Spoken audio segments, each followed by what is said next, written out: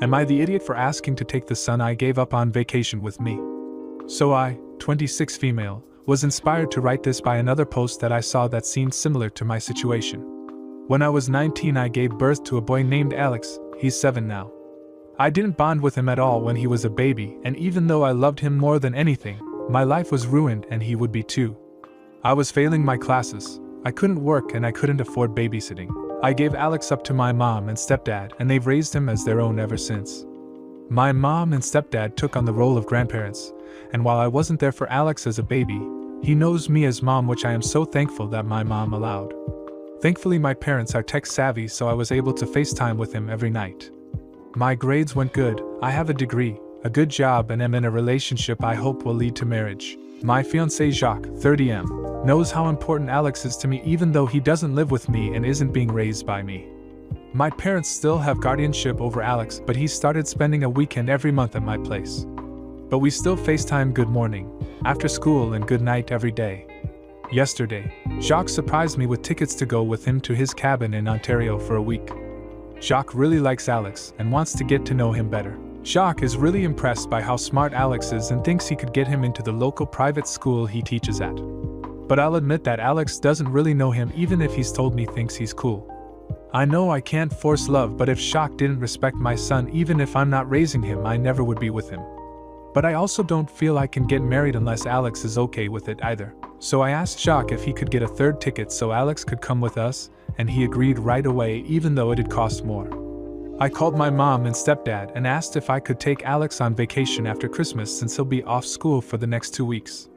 My mom didn't seem that enthusiastic about it. My stepdad pretty angrily told me that my mom and Alex already had plans for that week and that they did not want to cancel them, and that he was really upset and hurt by me asking without even thinking they had something going on.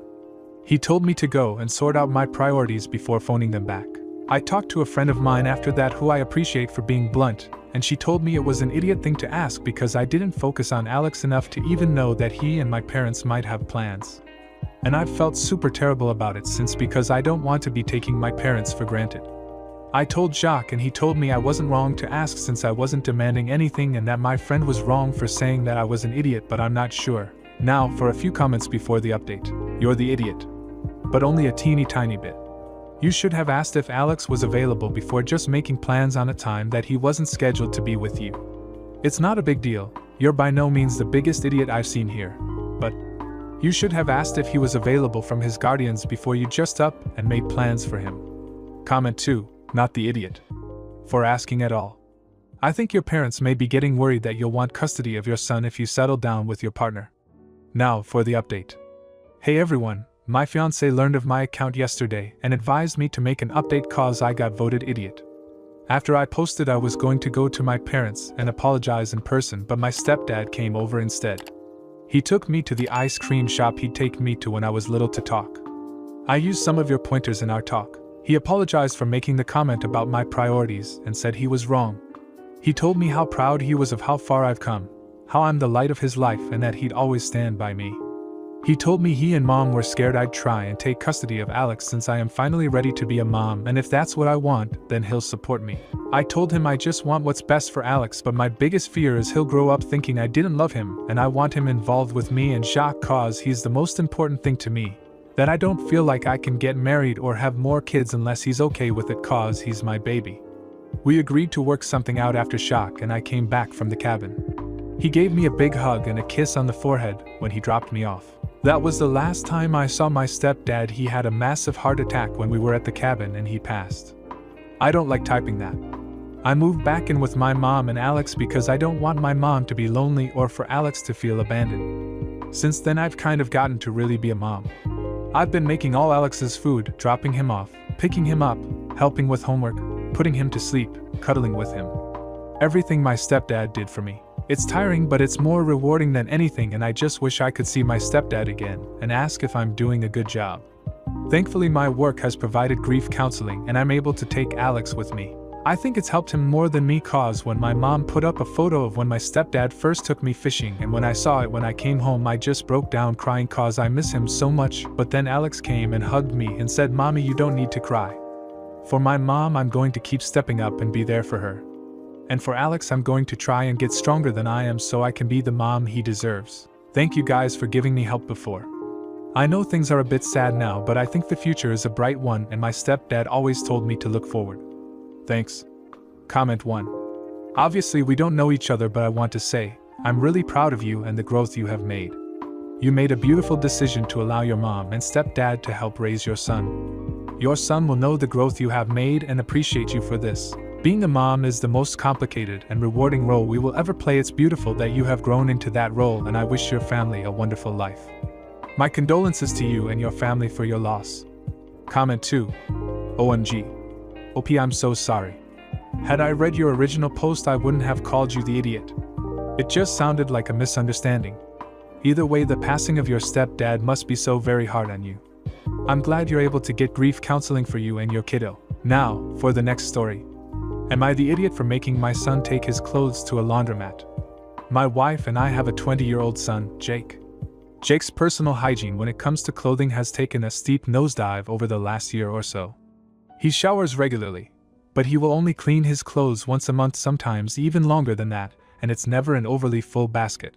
So he's literally wearing the same dirty clothes, including underwear and socks, over and over again. We've tried to talk to him about how this can affect his health and asked if he's feeling depressed or needs to talk to someone, but he insists he's fine and he just doesn't have time/want to run the washer every week.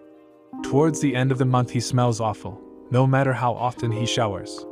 Since he's an adult, we can't force him to do his laundry more often, and my wife won't even go near his bedroom and do it for him, nor should she have to. Here is the current issue. Whenever Jake does eventually end up doing laundry, the machine ends up stinking like, I don't even know, a sewer? Rotting flesh? Something terrible that I can't even describe. Afterwards, my wife has to run 2 clean cycles, one with bleach and one with a washer cleaning pod, just to get the smell out before we can use it again.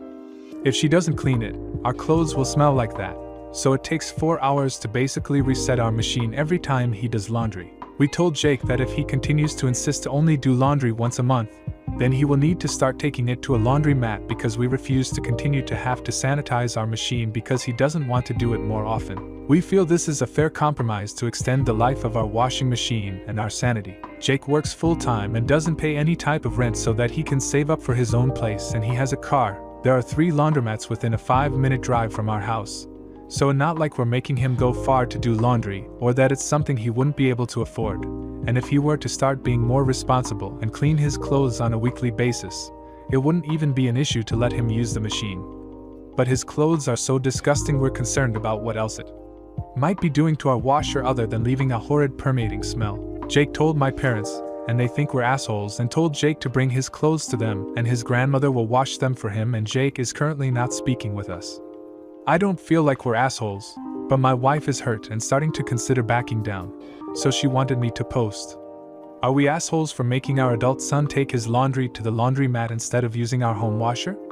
Edit to add, this is really the only issue Jake has. He works hard, he has a lot of friends and is very social, he helps around the house when asked, he takes care of his own bills, car payment, insurance, phone, etc. He is, outside of this one thing, a pretty responsible kid. He just insists he hates doing laundry, sees it as a waste of time, and won't do it more than once a month. My wife even suggested in the past that he just buy enough clothing, even just socks and boxers, to last him a month if he wants to only do laundry that often, but he said that he'd have to do 2 loads at that point. It's like this is the hill he's willing to die on, but it's just such a smelly one. Now for a few comments before the update. Not the idiot. The worst thing you can do is back down. He found a solution. That is, his grandparents. Let that go on for a while and see how it goes. Meanwhile, you and your wife should have a conversation about giving Jake a due date to move out and be on his own. Comment 2, not the idiot. Let grandma wash them since she offered. I can't believe his job hasn't said something about the stench. Now for the update. I appreciate all the comments and judgments received. I felt I should provide an update as it's been nearly a month and another wash day for Jake has come to pass. Many of you mentioned to just let my mother do his laundry and she'd find out why we banned him from using our washer, and you were right. I was not present when he brought his laundry to her house, but she called me directly after saying that she and Jake got into an argument because she kept asking him what was wrong with him that he would wear such dirty clothing.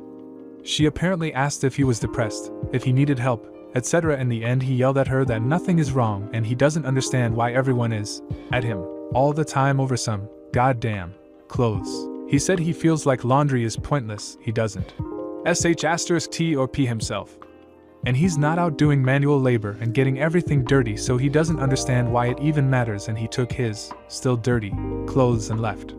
When he came home a few hours later, his clothes were clean, so I'm assuming he must have taken them to a laundromat. Later that night, he told his mother and I that he has decided to move in with a friend whose roommate is leaving at the end of next month, and that he's tired of us being in his business and lecturing him about dumb T.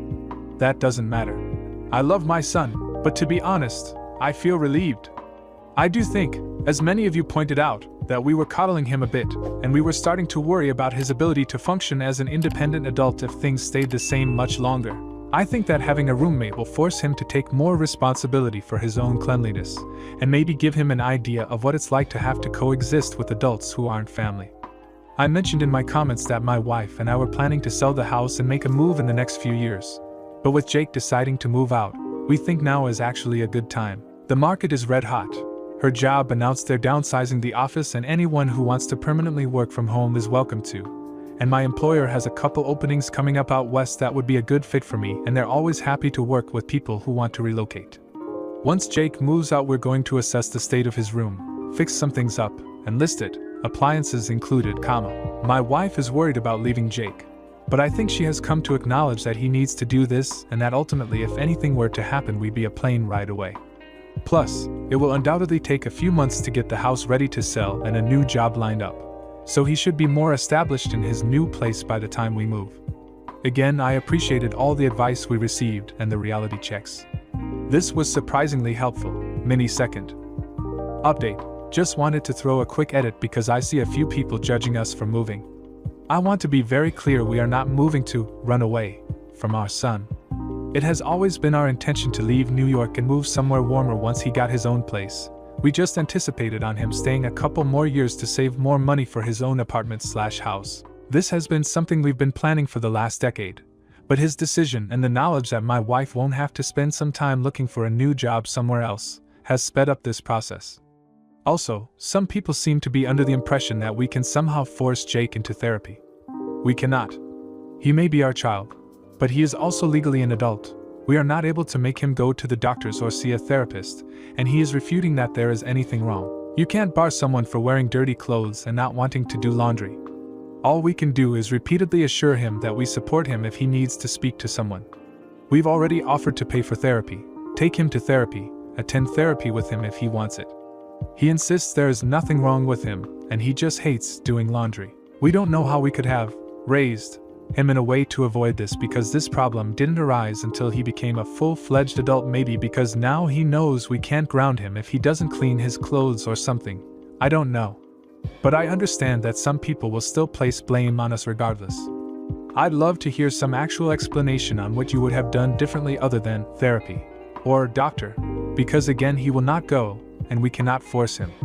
Comment 1. Love how the grandparents immediately changed their tune as soon as they saw how gross your son was being. Wearing underwear for weeks on end, gross. I pity the roommate and any future washing machines your son will be involved with, TBH. If you're up to it, please update us again about how things are going once Jake is out on his own for a while, and if you sell your house. Comment 2. Jake's roommate isn't going to put up with his poop. Be prepared for him to beg you to take him back in, but please stand firm. You and your wife deserve happiness.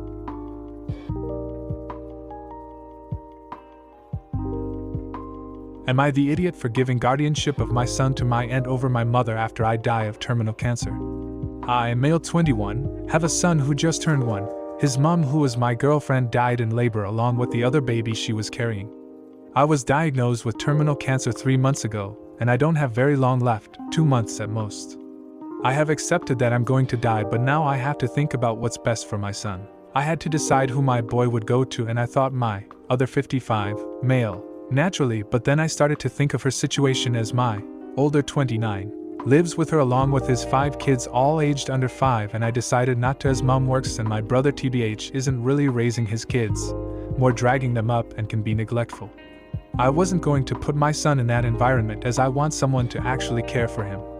So I then thought of my Aunt 33 on my dad's side. She is a good mother, and her husband a good father to their 3 girls, and I know they could provide for my son. I asked them and they agreed. My mother, however, found out that I wasn't leaving my son with her, and she got angry with me, that she's losing me and now losing her grandson. I gave her my reasons and that she realistically can't raise him, while she's basically raising a man-child and his kids. It all ended in an even bigger argument, and now I'm cooling off at home. I understand that things are terrible for her right now as I won't be here soon, but my aunt is a much better choice. It's not like my son won't know who she is as the walk between hers and my aunt's is only 5 minutes. Am I the idiot? Now for a few comments before the update. Not the idiot. You're taking a final responsibility to ensure that your child has the best chance for success. Don't feel bad about it, and don't let your mother talk you out of it. You're a good dad, and I'm sure your child will grow up knowing and appreciating that. Comment 2. I want to first offer my condolences over this entire situation. You are a bright and kind young person, and I am so sorry this is happening. Short answer: no, not the idiot. You have to think of your child, as hard and horrible as this all is. I'm unfamiliar with how child custody works once both parents have passed away, but what might offer a decent solution is if you're able to specify that legally, your mother will be able to spend time with him. This is a very delicate situation, and despite it all, I must say I believe you are handling it very well. I'm sending so much love and light your way. Now for the update. I gave my mother a few days to calm herself down before speaking to her again. She eventually came around. She recognizes that it's not optimal for my son to stay with her, and that he would be better with my aunt. She knows that my brother is a slob and is giving him a good kick up the arse to get his life together and poop. I have spoken with a lawyer who has helped me with a lot of things, including getting my son legally adopted by my aunt and her husband. He will still be staying with me until I pass. As a lot of you suggested, I made recordings and videos of myself giving him advice for his milestones.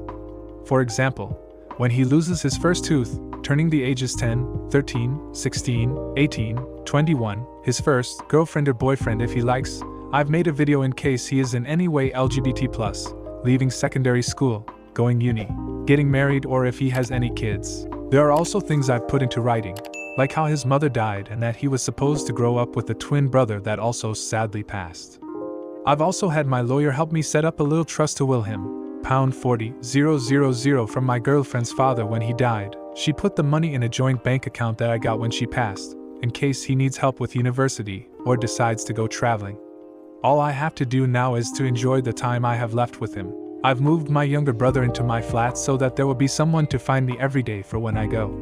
When I'm gone, I can at least be comforted by the fact that the son I love so much is being taken care of, and that I will see the girl I love again, and our other angel I never got to meet. Thank you all again. Comment 1. I read your original post when you put it up, and it broke my heart. This is an awful situation for you and your family, and I'm so sorry that all of this has happened to you. I'm glad to see your mother understands your point of view, and I wish you nothing but love and positive vibes for the remainder of your time with your family. Hold your beautiful son tight. Comment 2. I would also consider making some videos for the bad times as well. First heartbreak, getting an F/failing a class, not getting the job he wanted, not getting into the university he wanted. My father was always there for the good times, but when I tended to need him the most was in the bad times to help steer the boat back in the right direction. Also maybe record a video of the talk, as that's another big thing. Now, for the next story. I promise it's happier than the last one. Am I the idiot for leaving 2 days early because Santa didn't bring me or my future son anything like he did for everyone else in my family? Okay, I'm 90% sure that I am, but I've let it sit for a day and I'm still hurt. So, I need some outside perspective. Before we get into this, I'm very aware that many people in the world get nothing at all for Christmas. I actually spent weeks leading up to Christmas volunteering, virtually this year, for the Battered Women's Shelter and a foster care organization. Prior to this Christmas, we quarantined for weeks, and we all got tested. We are one of those families that doesn't go into stores, hooray curbside, or eat out, and we are all fortunate enough to work from home or be retired. Now, my mom does all the shopping for Christmas, full stop. She asked what I wanted, and because I'm pregnant, I just asked for stuff for the baby, especially since I won't have a baby shower. She said, fine, I'll get that stuff, but what about you and your husband? Well, we really didn't want much, so I threw together 3 ideas for each of us but told her to please shop for a baby. I also gave them a link to a registry with over 40 small items selected so they weren't on their own. Meanwhile, I got them what they asked for. My dad bought a Fire Stick TV and contributed to his Oculus. My mom bought some jewelry from Pandora and hand-blown glass cups she wanted. My brother, male 24, who still lives with them, has a case for the iPad they got him and $100. My parents still do Santa. The whole bit.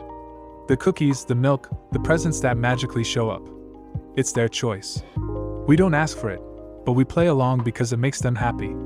We came downstairs yesterday morning and everyone else had gifts from Santa. We do not. My dad just slips us a note saying Santa is done for us, so we sit there awkwardly while my mom, dad, and brother open all their gifts from Santa. They struggled to find gifts for me at all.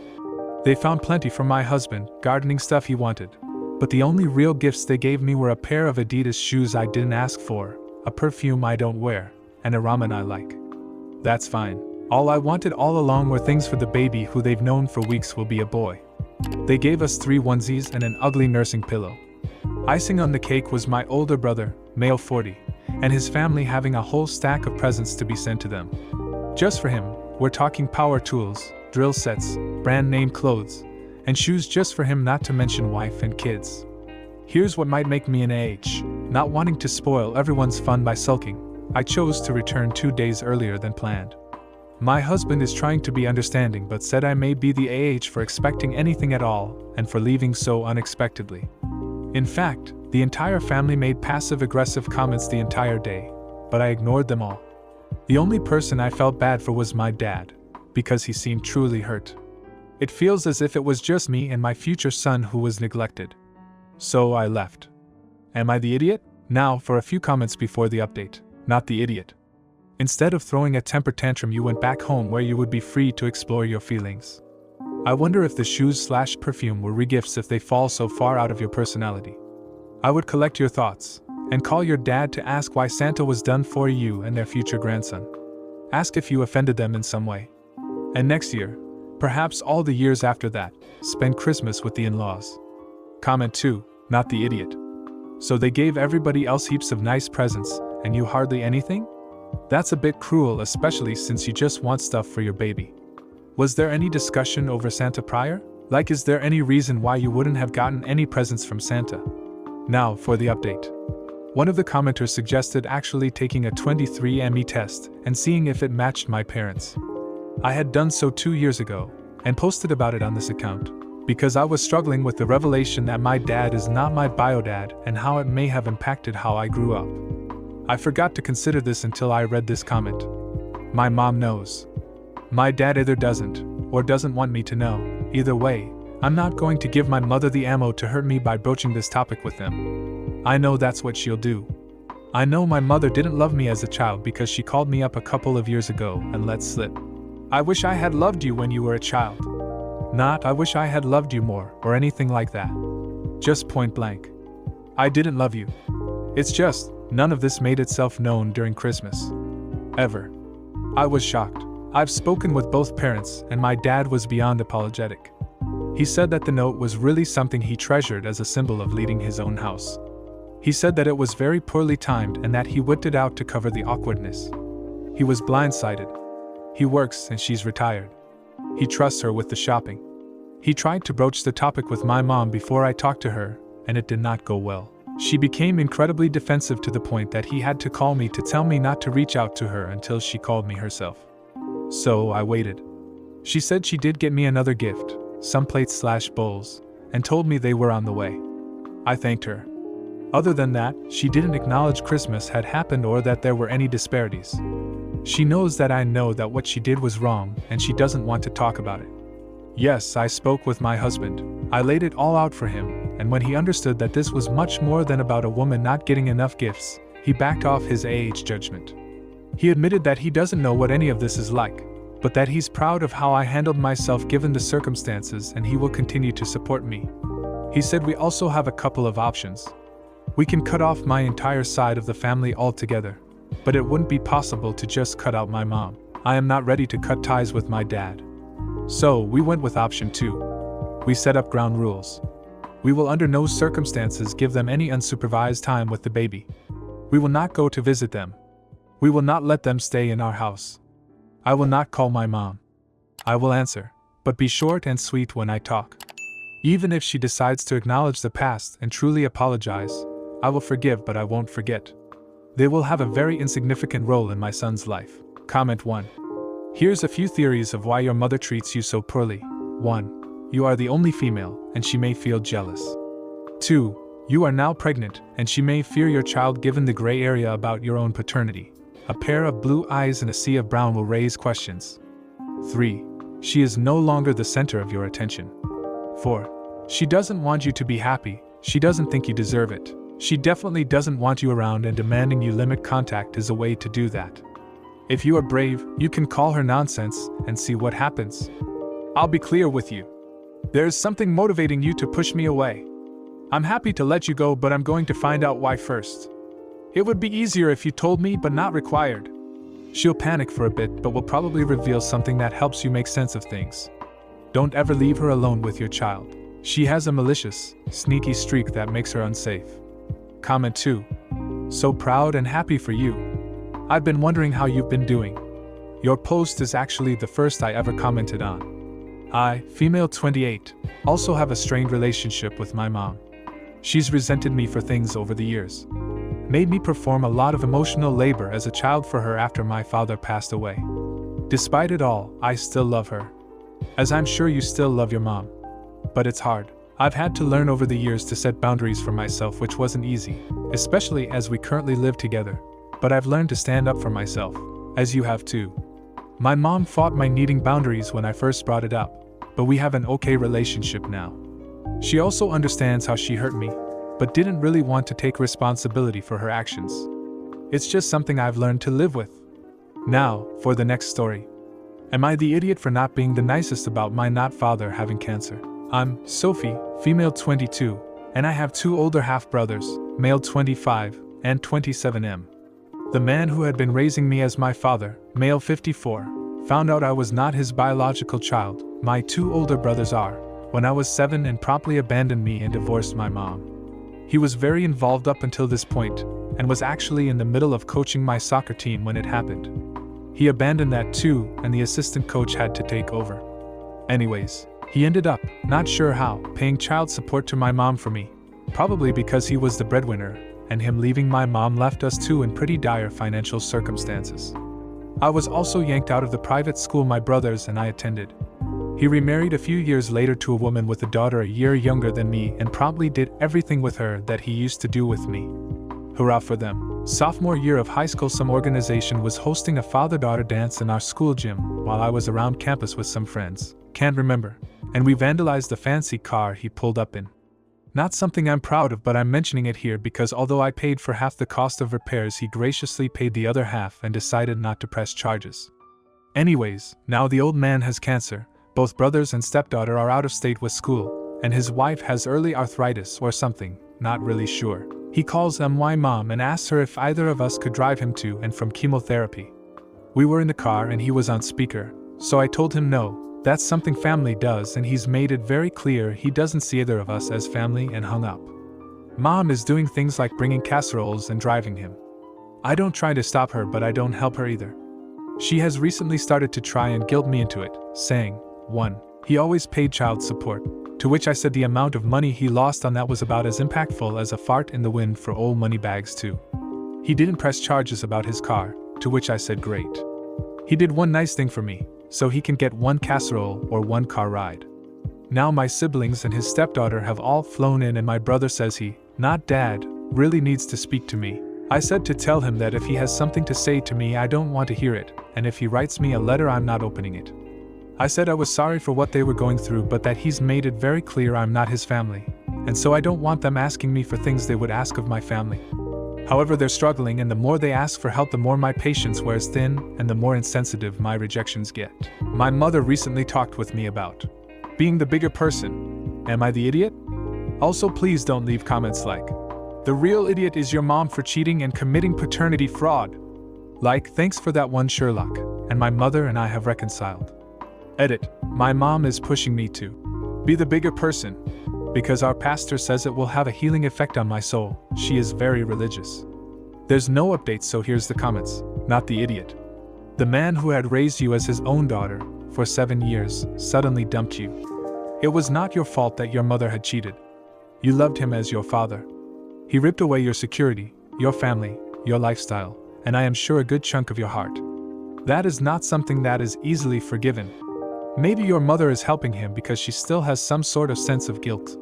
But that is not your guilt to carry. That man did you very wrong, and I wouldn't shed a tear when he died if I were you. I am sorry your brothers are suffering.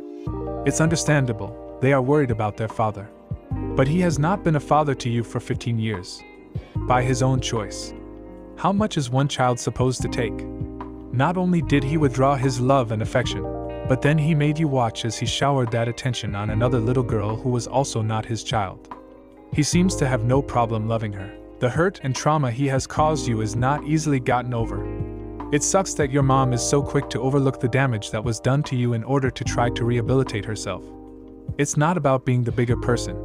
The injustices he did to you were inflicted on a child. He had the opportunity to do right by you and chose not to.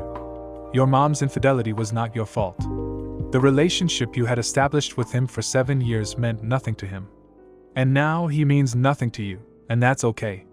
If you enjoyed today's video, don't forget to drop a like. It really helps the channel grow. See you next time. Would I be the idiot if I filed another noise complaint about my neighbor's very loud toddler? I'm really torn about this. I, 33, female, work fully remote and am a bit of a homebody, so I am usually in my apartment most of the time, either working or living my life as one does. Several months back we had a family move in across the hall from us with a little girl around 2 or 3 years old. They moved in over the course of 2 weeknights, so lots of banging and shout talking in the halls between 10 to 12 at night. So not a good first impression for both myself and my roommate. Over the months they've been here, their little one has proven to be extremely vocal.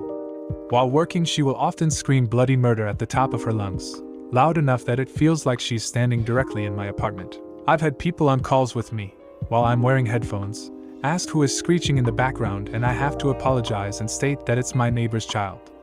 Even at night I will hear her screaming all the way in my bedroom, which is the farthest room in my apartment from the front door. It's not so much I'm scared. Screaming, that would warrant a different call, or, yeah, I'm a toddler having fun. Screaming, it's more, I'm throwing a tantrum.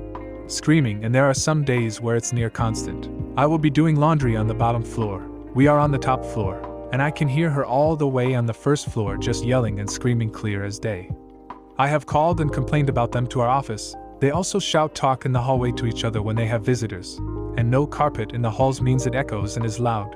And I know multiple other neighbors of mine both on the same floor and downstairs have called with complaints too. Yesterday I had called in with a bad migraine, and even in my room with the door closed I could hear her going full air raid siren, even until 10 p.m., and that just made my blood boil. It doesn't even sound like her parents tried to get her to calm down. I've spoken to my friends with kids about this, and they've told me to just keep it moving, because parenting is hard. I am an aunt to 2 spectacular kids, so I get it. But I don't think I should have to deal with an out-of-control toddler who screams all day and night. My neighbors already have 2 violations for excessive noise, and I believe 1 more could get them evicted. While the noise is definitely an issue they have been warned about multiple times by management, I should add that they don't speak English, or I would have talked to them myself, and interferes with both my work and downtime. I can't help but feel immensely guilty knowing I may get a little girl and her family evicted. But even as I write this post, she is banshee shrieking and has been on and off for close to a half hour. Would I be the idiot if I filed another noise complaint, even though it may result in a family getting evicted? Edit. Just making an edit to answer some questions I've been seeing asked repeatedly on here. 1. Noise cancelling headphones aren't always an option for me. My job requires me to make calls, and I can't make and take calls with earplugs in. Also, I've had people tell me they can hear her over said headphones, which is embarrassing too. My office space is in an open area, so I can't really noise-proof my home office.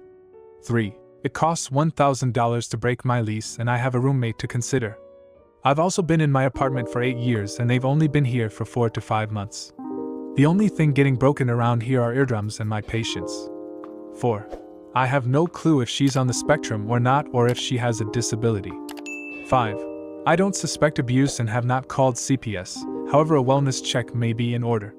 6. I cannot move my home office nor can I work at a friend's house as I work in a department that works in confidential information, so I need to be at home or at the office. I also suffer from chronic pain, so work from home is easier on me mentally and physically. Also in my post when I said, I'm an aunt, I get it. I mean that I understand kids can be loud.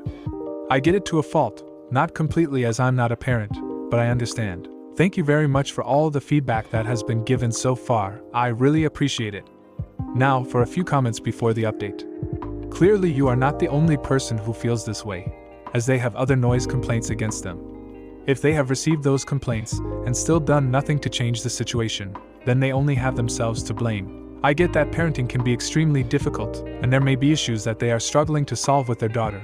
But in that case they need to find somewhere to live where they aren't causing all their neighbors' problems. Maybe apartment living is not for them. You're definitely not the idiot here. Comment 2, not the idiot. I get it, having and raising kids is not easy. And younger ones throw tantrums, it's part of life. But for it to be constant, it's intruding on everyone else's quiet enjoyment of their living space. I am an uncle to a special needs child, Downs and autism, and this is not normal. Now for the update. Hello again.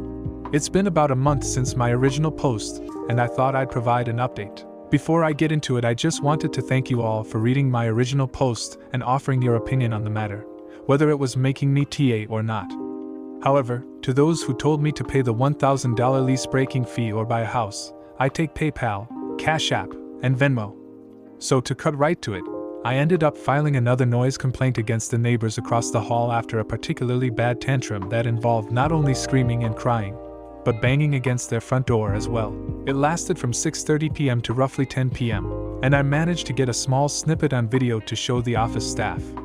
The next day I went to the leasing office and showed the manager the video from the night prior.